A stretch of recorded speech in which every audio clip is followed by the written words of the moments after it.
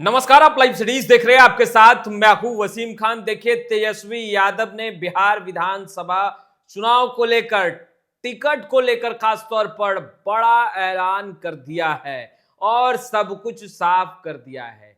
किसे देंगे टिकट, किसे चुनावी मैदान में आगे करेंगे। विधायकों के पसीने छूटने लगे हैं। फ्रेम में आपको वरिष्ठ पत्रकार रवि उपाध्याय सर दिख रहे होंगे। सीधा सवाल लेंगे बिना वक्त जाया किए। सर, तेजस्वी यादव ने आखिरकार खुलकर खुले मंच से, देखिए, बिहार विधानसभा चुनाव से पहले टिकट को लेकर बड़ा ऐलान कर दिया।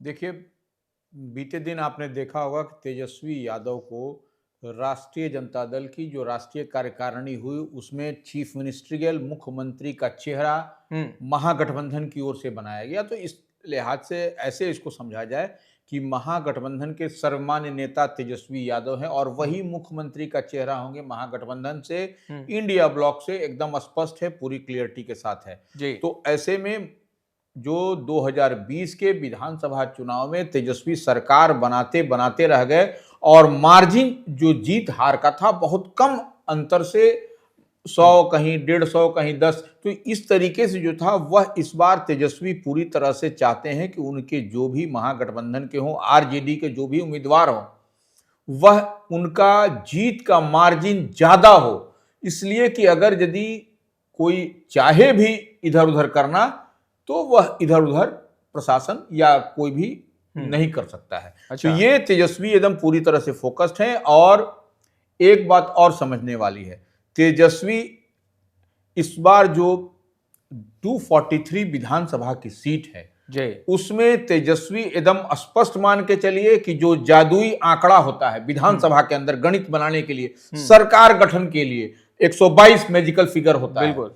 तो 122 मैजिकल फिगर जो है सो आरजेडी खुद लड़ेगी 243 में से, उससे ज्यादा लड़ सकती है लेकिन उससे कम पर लड़ने के लिए तैयार नहीं है, क्योंकि अगर 122 अगर यदि आरजेडी लड़ती है तो इतनी बात तय मानिए कि मैक्सिमम उसका बेहतर स्ट्राइक रेट रहेगा। और ठीक है, घटक दल अलायंस पार्टनर जो भी लेंगे तो वह जैसे सोने में सुहागा बोला जाता है, वह सोने में सुहागा होगा और वह जो है सो मजबूत सरकार बनती हुई तेजस्वी के नेतृत्व में दिखाई पड़ेगी।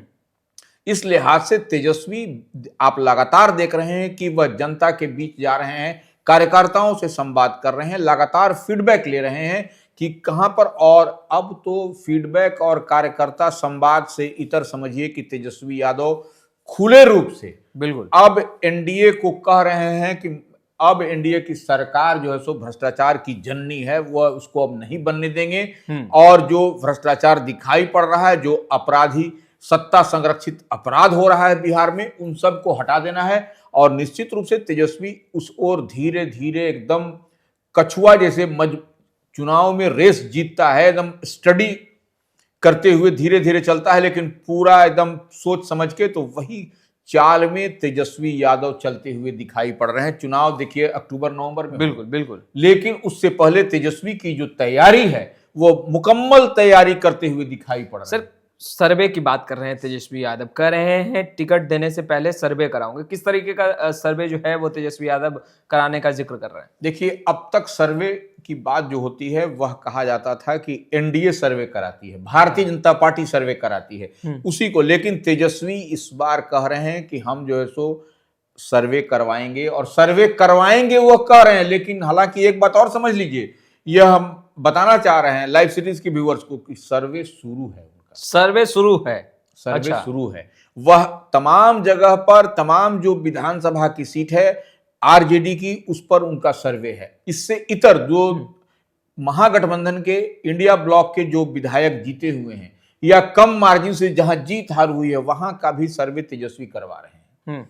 तो इस लिहाज से इसको ऐसे समझा जाए कि तेजस्वी के पास में विधानसभा की जो भी सीट है उस पर उनको फीडबैक मिल रहा है, वह लगातार कलेक्ट कर रहे हैं, लगातार वह उनके पास जुट रहा है और वो आंकड़ा, वो डेटा उनके पास में उपलब्ध है।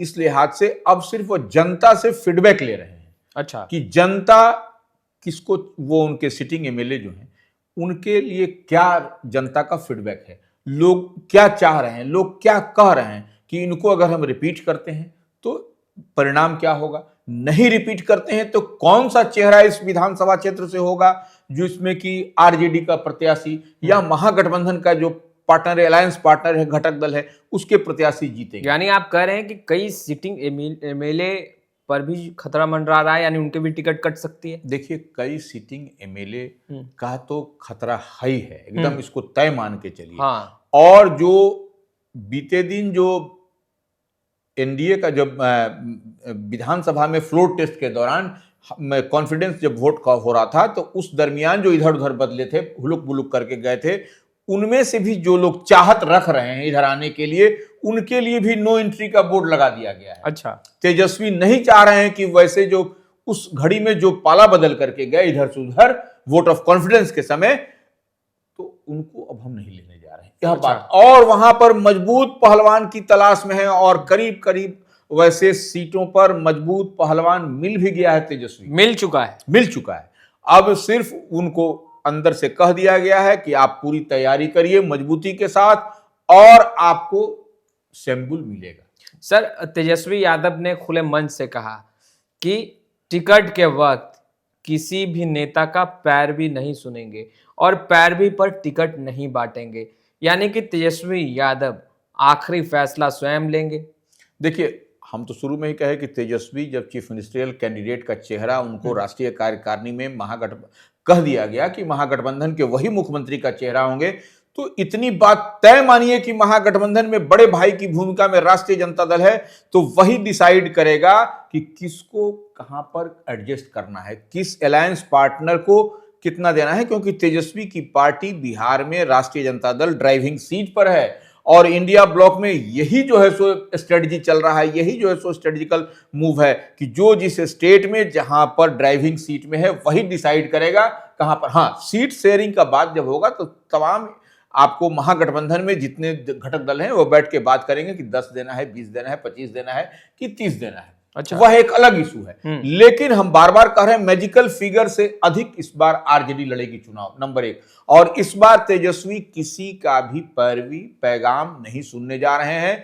जो जनता से फीडबैक आएगा, जो जनता का सर्वे रिपोर्ट बताएगा, वही जो है सो तेजस्वी उसी को टिकट देंगे, या वो सिटिंग हो या वो सिटिंग नहीं हो। अच्छा, कार्यकर्ताओं का भी तो ऐसे में जैकपॉट लगेगा, क्योंकि तेजस्वी ने कहा कि जो मेहनत करेगा, जो ग्राउंड जीरो पर मजबूत करेगा संगठन को, बेशक उसे देखिए, इस बार कई आरजेडी के जिला अध्यक्ष का किस्मत का ताला खुलने वाला। अच्छा। हाँ, इस बात को भी मान लीजिए। और कई ऐसे चेहरे भी आपको दिखाई पड़ेंगे जो कि अब तक उनको कोई नहीं जानता था, लेकिन अंदर खाने में वह काम करते रहे। तो वैसे भी कुछ चेहरे आपको अगर यदि आरजेडी से सिंबल पर लड़ते दिखाई पड़े तो चौंकने और चौंकाने वाली बात नहीं है ये, नंबर 1। और तेजस्वी इस बार ऐसा नहीं होगा कि कोई भी किसी का फोन जाएगा, या इवन देन लालू प्रसाद यादव भी अगर यदि कहेंगे तो भी उस पर हिच बना रहेगा। अच्छा, आप समझ लीजिए, क्योंकि इस बार वह कोई जोखिम कुछ नहीं लेने जा रहे हैं। और लालू प्रसाद यादव ने फ्री हैंड भी दे रखा है उनको, क्योंकि अब लालू प्रसाद यादव मूवमेंट नहीं करते हैं, सारा मूवमेंट तेजस्वी यादव कर रहे हैं। तो ऐसे में आप देखिए कि और बिना कैप्टन का आरजेडी है, प्रदेश अध्यक्ष नहीं है लंबे समय से, बिल्कुल बिल्कुल, तो वो उपचुनाव के समय से ही। तो ऐसे में तेजस्वी यादव पूरी जिम्मेदारी प्रदेश अध्यक्ष की भी, राष्ट्रीय अध्यक्ष की भी एक तरीके से कहे, और चीफ मिनिस्टर कैंडिडेट होने के कारण तो वो कह रहे हैं कि एक मौका तेजस्वी को दे करके देखिए, जनता के बीच में वो लगातार कह रहे हैं, लेकर के देखिए कैसा होता है। और हम जितनी बात कह रहे हैं तेजस्वी यादव का, ये एकदम कोट एंड कोट है, ये जितनी बात हम कह रहे हैं हमने अपने 17 महीने के कार्यकाल में करके दिखाया है।